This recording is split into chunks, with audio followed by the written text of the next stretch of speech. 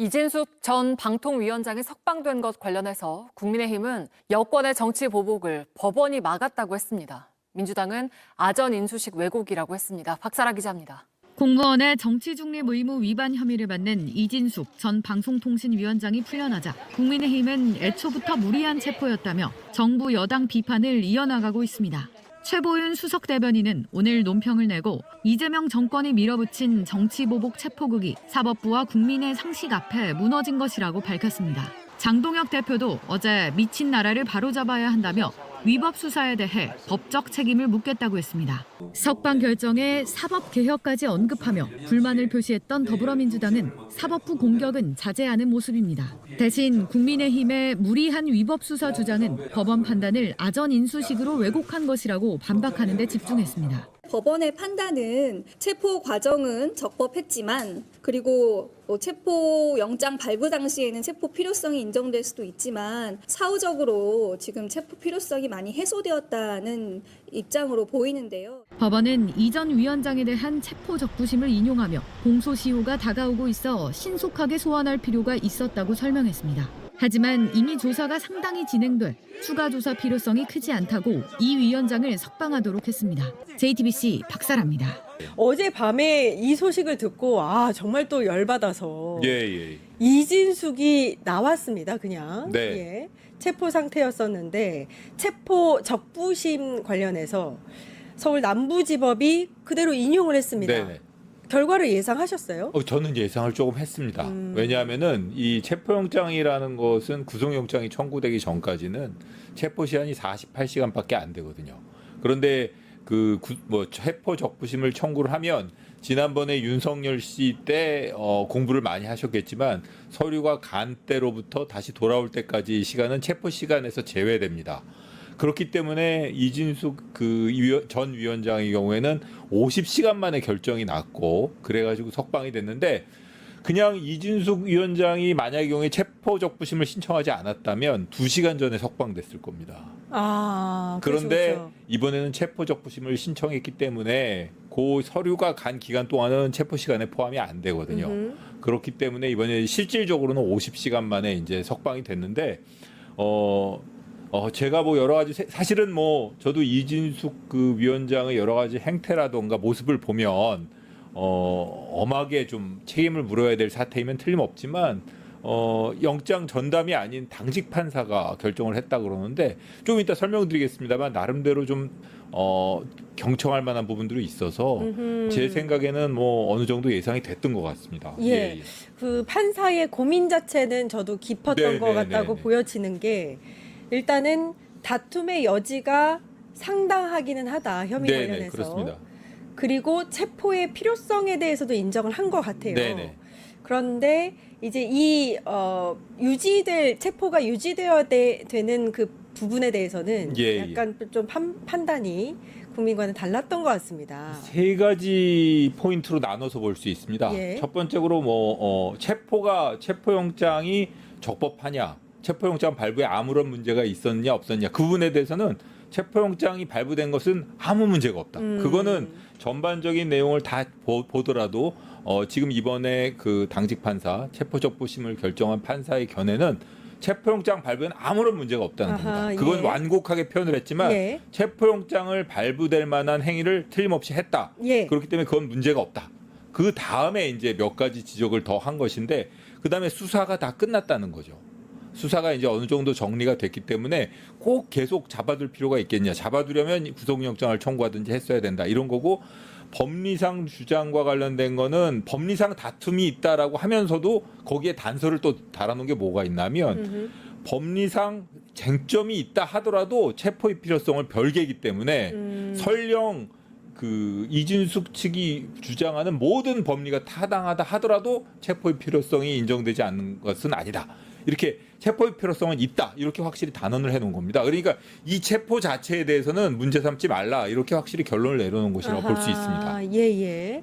그러니까 일단 총 3가지 문장으로 인용 그 문을 썼는데 네, 판사가요. 마지막 문단에 다만이라고 예. 해서 몇 가지를 짚었더라고요. 지금 말씀하신 부분이 들어가 있는 것 같은데 표현의 자유를 제한하는 인신구금은 신중할 필요가 있다는 점.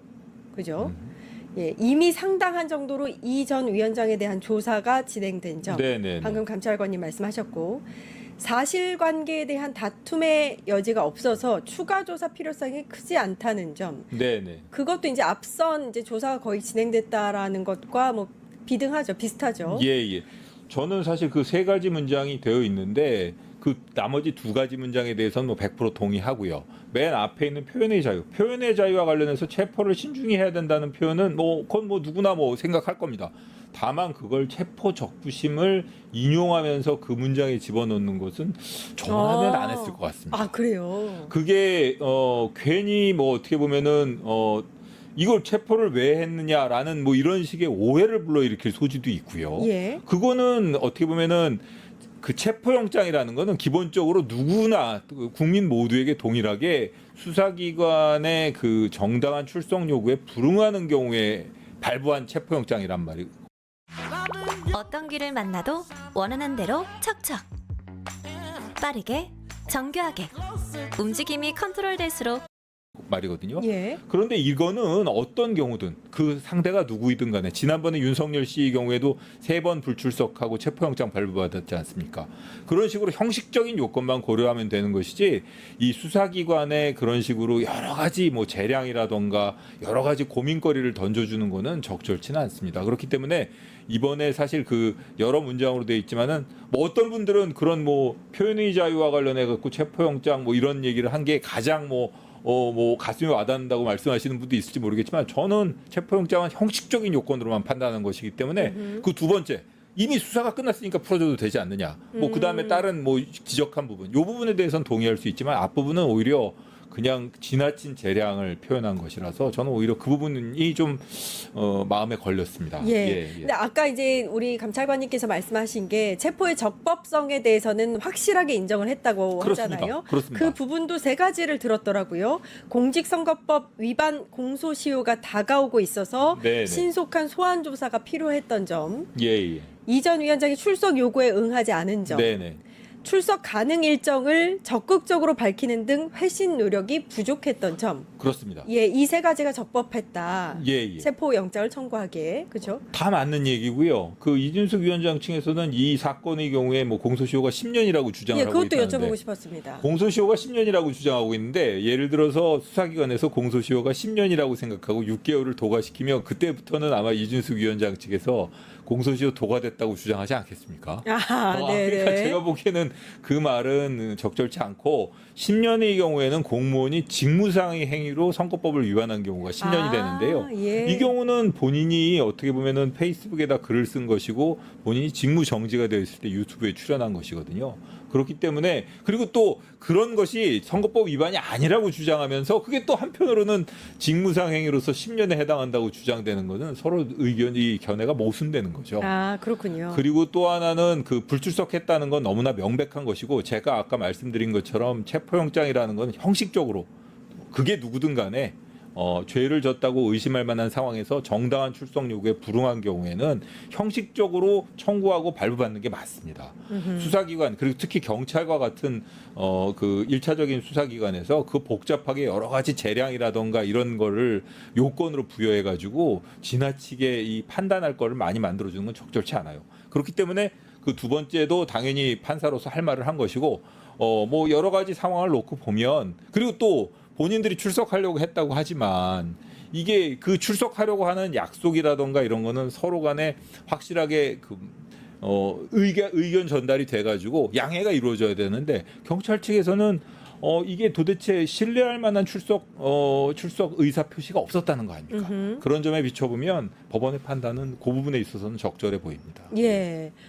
48시간이 아니라 50시간 있었습니다. 결국에는. 그렇습니다. 적부심 심사를 받느라고. 그렇습니다. 사실은 예. 그러니까 형식적인 측면에서는 본다면은 실리적인 측면에서 본다 그러면 체포 시한이란 그냥 48시간 지나면 석방 되거든요. 네. 그런데 본인이 그걸 신청해 가지고 50시간을 끌면서까지 적부심의 형식을 빌렸다는 것. 그리고 사실은 어쩔 수 없이 판사로서는 법률가로서는 고민이 있더라도 석방할 수밖에 없는 상황으로 몰아넣은 거거든요.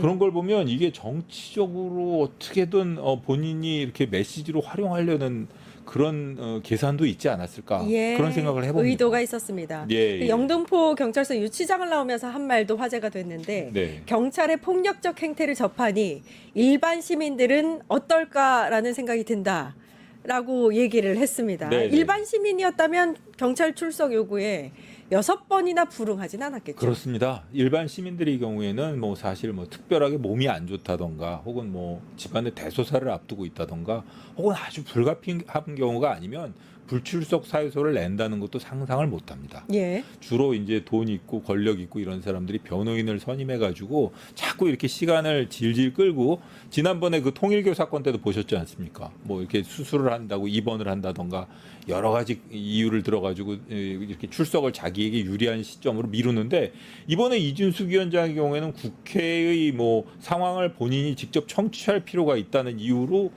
불출석 사유서를 냈는데 그건 적절치 않은 이유로 보입니다. 그런 점에 비춰보면 그리고 또 그런 사유를 모두 다 배척하고 경찰에서도 영장을 신청했고 검사도 영장을 청구했고 법원이 발부했습니다. 예. 그런 상황에서 그런 주장을 계속 이어가는 것은 적절치 않아 보입니다. 그리고 일반 시민이었다면 네. 적부심이 인용되지도 않았을 것 같아요. 왜냐하면 아까 이제 50시간 있었다고 말씀을 드렸는데 네네. 체포 시한을 다 넘겼거든요. 체포 그렇습니다. 시간을 다 넘겼으니까 수사가 끝났죠. 네. 근데 이제 체포가 적법성은 있었다고는 하나 이게 적부심은 인용하는 그 좀 앞뒤가 안 맞는 판결을 내린 것 같아서. 그런 것도 있습니다. 그러니까 이 일반 시민이라면 적부심 신청 자체를 안 했겠죠. 예. 신청할 엄두를 내지 못했을 겁니다. 그리고 일반 시민들이라면은 뭐 그렇게 불출석하지도 않았겠지만 이런 식으로 계속 본인이 그냥 최대한 수사에 협조해서 그냥 석방되는 쪽을 택했겠죠. 예, 그렇기 때문에 이렇게 뭐 정치적으로 이용하기 위해서 적부심 신청 그리고 그 이후의 모습 그다음에 처음에 사실 체포될 때도 보면 일부러 어떻게 보면 수갑을 풀어달라고 했을 수도 있을 것 같아요. 예. 경찰서에 도착하면서 내가 예. 그래도 전 방통위원장인데 규정은 그렇다 하더라도 여러분들이나 나나 어차피 이런 모습을 보이는 게 여러분들한테도 유리하지 않고 나도 뭐 그렇지 않겠냐라고 얘기했을 것 같은데 일부러라도 이렇게 들여 보이면서 본인이 무슨 퍼포먼스 하듯이 그런 모습을 보였단 말입니다. 예. 그런 걸 보면 이게 이 기회를 어떻게 보면은 본인이 최대한 정치적으로 활용하려고 애를 쓰고 있구나 이런 인상을 받았습니다. 예. 일부러라도 보이려고 했다라는 그런 것 말씀이 같습니다. 예. 공감이 됩니다. 신현관님께서 체포 적부심이 뭐냐고 물어보셨는데 네. 제가 답변하는 것보다는 감찰관님께서 그 체포나 구속된 피의자의 경우에는 그 체포나 구속이 법률 절차에 따른 적법한 체포인지 여부를 법원 판사에게 신청을 해가지고 판단을 받을 수 있는 기회가 주어집니다. 예. 통상적으로 구속 적부심의 경우에는 구속 기간이 10일 또는 검찰에서 20일에서 총 30일이나 되기 때문에 구속 적부심의 경우에는 활용되는 경우가 많은데 체포 적부심의 경우에는 아까 말씀드린 것처럼 체포 시한은 길어야 48시간이거든요. 그렇기 때문에 잘 하지 않는데 이번에 이준숙 위원장의 경우에는 체포 적부심을 신청했습니다. 그리고 체포 적부심의 경우에는 인용되는 경우가 체포가 됐는데 수사기관에서 실수를 해서 예를 들어 친고죄의 경우에 고소장이 누락됐다던가 적법한 고소권자의 고소가 아니라던가 이런 경우에는 풀어주는 경우가 있는데 이번 경우처럼 이렇게 적법하다고 했지 않습니까? 예, 적법한데 일단 조사가 끝났으니 풀어주자. 이거 말이 이런 안 취지입니다. 됩니다. 이런 근데 이제 취지. 대부분의 국민들은 그렇게 생각하지 않고 풀려났으니까 저 체포가 좀 무리했나 보다 이렇게 생각할 수가 있거든요. 그렇기 때문에 그 앞에 판사가 상당히 이 체포가 설령 법리 다툼이 있어도 아무런 문제가 없고 체포 이유나 상당성은 충분히 인정된다라고 상당 작구를 들여가지고 노력을 들여가지고 그 부분을 써놓은 겁니다. 근데 그런 이게 오해하지 말라. 일반인들은 인용문까지는 읽지 않거든요. 그게 참 그러니까 예. 이게 참 집행유예 판결 받고도 본인이 무죄라고 주장하는 사람도 있듯이 이게 참 빵에서 나왔으니까 무죄다. 그렇게 주장하는 사람들도 있는데 이건 결코 그건 아닙니다. 그리고 예. 뭐 여쭤보시면 대답하려고 생각하고 있었는데 이 본인이 이 체포영장의 그 신청부터 시작해서 발부까지 관여한 경찰관, 검사, 판사를 전부 다 고소했다는 거 아닙니까? 아, 맞습니다. 예. 그러니까 마치 이제 본인을 체포해서는 안 되는 이 절차를 따랐다는 듯이 고소를 했는데 사실 제대로 따랐죠. 왜냐하면 경찰이 영장 신청을 했고, 네네. 검찰이 그 영장을 청구를 했고, 네네. 법원이 영장을 발부한 겁니다. 맞습니다. 절차를 제대로 따랐습니다. 그 부분에 대한 답도 체포적부심에서 그걸 인용하면서도 거기 넣어놓은 거라고 보시면 됩니다. 예, 적법했다. 네, 적법했다. 어떤 경우에도 적법했다. 설령 나중에 이준숙 위원장을 기소하지 않는 경우가 생기더라도 이 체포는 적법했다라고 아하. 쐐기를 박아놓은 겁니다.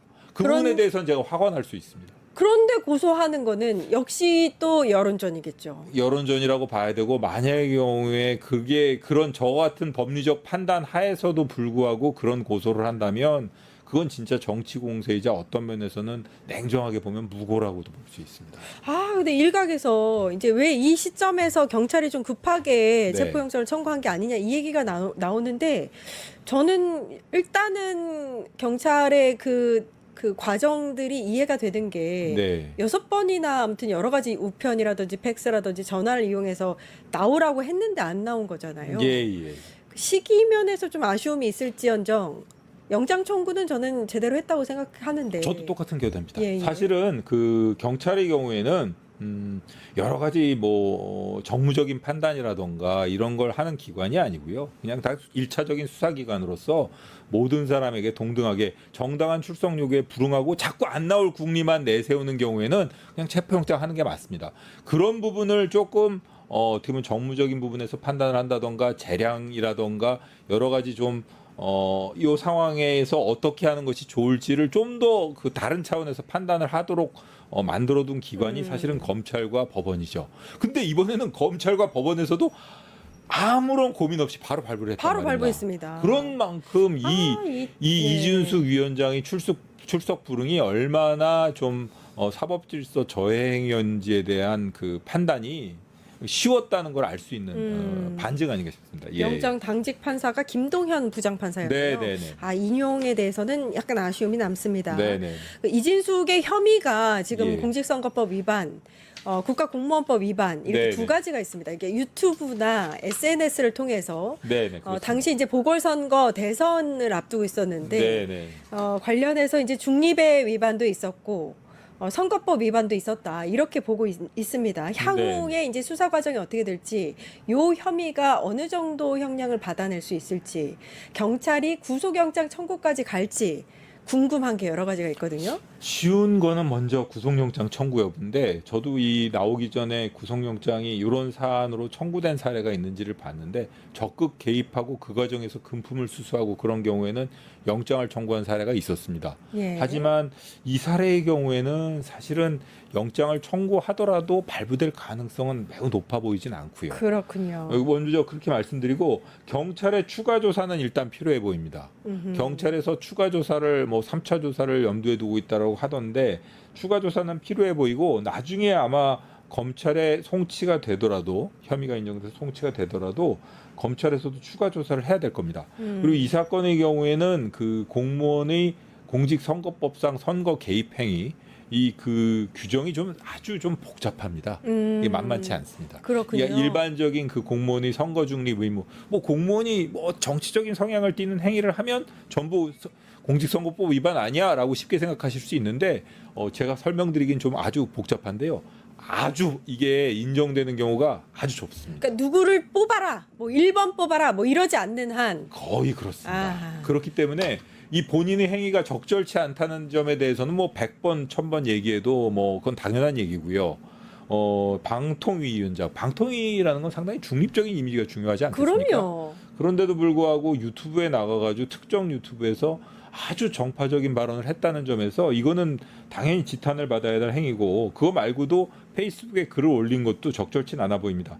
이 공무원 여러 가지 공무원법 위반이라든가 이런 부분에 대해서는 좀 심도 있게 검토를 해가지고 수사기관에서 적당하게 적절하게 잘 결정을 해야 될 것 같습니다. 예. 이런 자를 처벌하지 못하면 법이 왜 있겠느냐 얘기가 나올 수 있는데 일단 민주당이 사법개혁을 언급하고 나왔거든요. 네. 그러니까 뭐 사법이든 검찰이든 이미 자정 능력은 잃었다라고 국민들 많이 생각하십니다. 어떻게 보세요? 기본적으로 이번에 그 이진숙 위원장이 그 체포적본심에서 석방된 거는 그런 뭐 법리라던가 법원에서도 아마 신중하게 그리고 또 여러 가지 좀 심사숙고해가지고 그 석방하게 된 사유에 대해서 국민들이 그 공감을 얻으려고 노력한 부분은 제가 인정합니다. 하지만 그거보다는 오히려 뭐 저 같으면은 체포 시한이 거의 임박했기 때문에 더 이상 뭐 체포 필요성이 인정되지 않는다는 말도 보탰을 것 같은데 사실 제가 진짜 아주 진지하게 말씀드리자면 저도 이 견해에는 동의할 수 없지만 지금까지 이어져 왔던 조희대 대법원장의 행태, 지규현 판사의 행태 여러 가지 모습이 있지 않습니까? 영장 기각, 압수수색 영장 기각. 그 중에서 이게 가장 고심한 결정으로 보입니다. 사실 이 경우에는 나중에 이진숙 위원장에게 어떤 유리한 결론이 내려지더라도 그게 지금 현재 이 경찰, 검찰 이쪽 법원 그리고 최초의 영장 발부한 판사는 법적 절차에 따라 냉정하게 절차를 집행했을 뿐이지 이게 뭐 당신들이 주장하는 것 같은 뭐 정치적인 정치적인 뭐 유불리를 염두에 둔 그런 행태가 아니라고 확실히 결론을 내려놓은 부분도 있거든요. 그렇기 때문에 이 부분은 판사가 많이 고심했기 때문에 뭐 제가 보기에는 이 부분만큼은 제 경험으로 비춰보면 가장 좀 비난하기 어려운 결론을 내린 판사 아닐까 싶습니다. 예.